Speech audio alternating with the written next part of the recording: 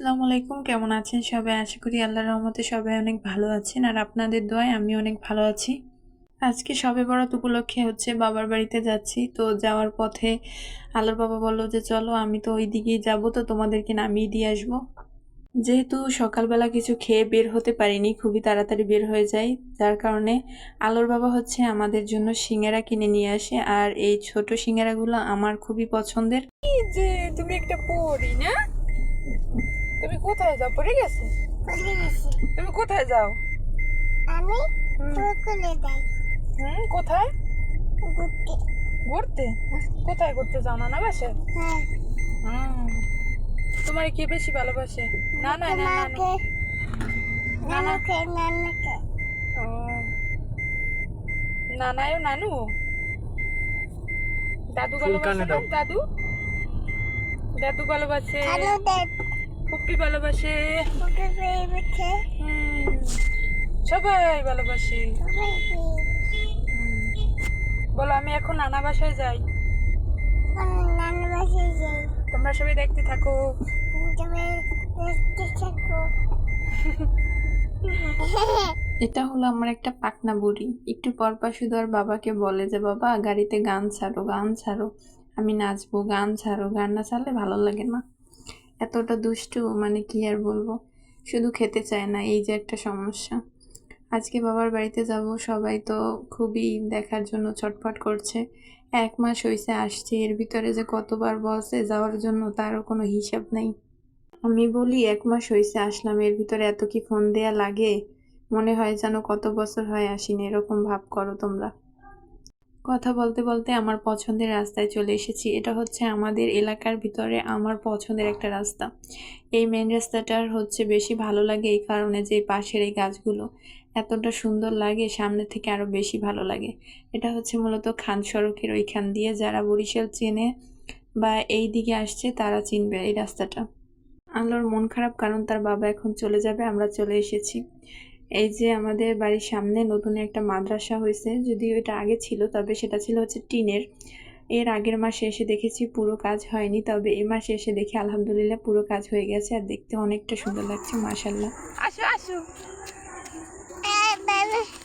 হ্যাঁ, কে গেছে? দুপুরের খাওয়া দাওয়ার পরে এখন আমরা যাচ্ছি আমার ভাইয়ের বাসায়, যেহেতু কালকে মানে খাওয়া দাওয়া করবো সবাই একসাথে। তো ভাইয়ের বাসায় যাচ্ছি ভাইয়ের মেয়েটাকে দেখতে আর ওদেরকে দাওয়াত দিয়ে আসতে। তো আপনারা দেখতে থাকুন ভিডিওটা। কি যে একটা অবস্থা, আমি এত বলি মা আমার কাছে না, সে তার আপার কাছেই থাকবে, সাদিয়ার কাছেই থাকবে, তার কোলেই উঠবে। রাস্তার পাশে ফুলগুলো অনেক ভালোই লাগছে, সিম গাছের। তো কথা বলতে বলতে চলে এলাম ভাইয়ের বাসায়, মানে না বলে আসছি, মানে ওদেরকে সারপ্রাইজ দিব তাই।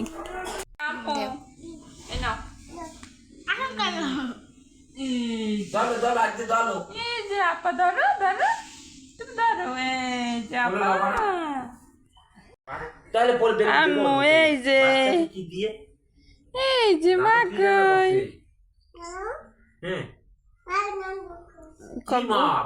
মুরগির গোস, ও পাঙ্গাস খায় আজীবন। আম্মু, ফুপি কই? ফুপি, এই যে ফুপি। না, আলো আছে। ফুপি কি মা? দাঁড়াও একটু উঠাই দে আম্মু। দুষ্টমি করতি ঠাই।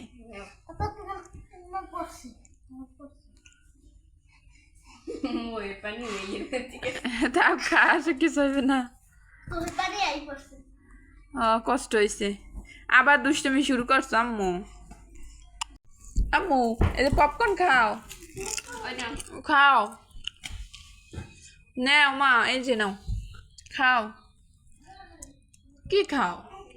চকলেট খাইলে কি হয়? দাঁতে পোকা হয়, তাই তুমি জানি শুনে খাও কেন? আর পরের দিন রান্না করেছিল মা হাঁসের গোশত, যেটা নারিকেল দিয়ে রান্না করা হয়। এতটা মজা ছিল যা বলার মতো না, একেবারে ভুনো ভুনো করা হয়েছে। আর এই যে দেখুন কালারটা দেখলেই তো মাথা নষ্ট, খাইতে মন চায়। তো আমি দেখলাম আবার আশেপাশে কেউ আছে কি না, একটা পিস আর কি খাবো সবার আগে। তো যদিও দেখাই খাইলেও সমস্যা নাই, তবে না দেখাই খাইতে আরও বেশি ভালো লাগে। তো এই যে পছন্দের এক পিস বেছে নিলাম, এখন খাবো, সেই মজা। হ্যাঁ, আর খাওয়ার পরে সাদিয়াকে দেখিয়ে খেয়েছি, সত্যি খুবই ভালো লেগেছে। যদি ওরা একটু দিছিলাম। তো তারপরে ছিল মুরগির মাংস, তারপর হচ্ছে এই যে লাউ, মাছ, আরও অনেক কিছু ছিল, রুটি পিঠা এই যে। তো সর্বশেষে খেয়েছিলাম হচ্ছে দইটাও খুবই ভালো লেগেছিল। আর সন্ধ্যার দিকে খেয়েছিলাম হচ্ছে পিঠা, হালুয়া দিয়ে, রুটি পিঠা দিয়ে হালুয়া আসলে খুবই মজা, যেহেতু শবে বরাতে গিয়েছিলাম বাবার বাসায়। তো আজকের ভিডিওটি এই পর্যন্তই। ভিডিওটি ভালো লাগলে অবশ্যই লাইক কমেন্ট করবেন এবং সাবস্ক্রাইব করে আমার পাশেই থাকবেন। আল্লাহ হাফেজ, সকলকে অসংখ্য ধন্যবাদ।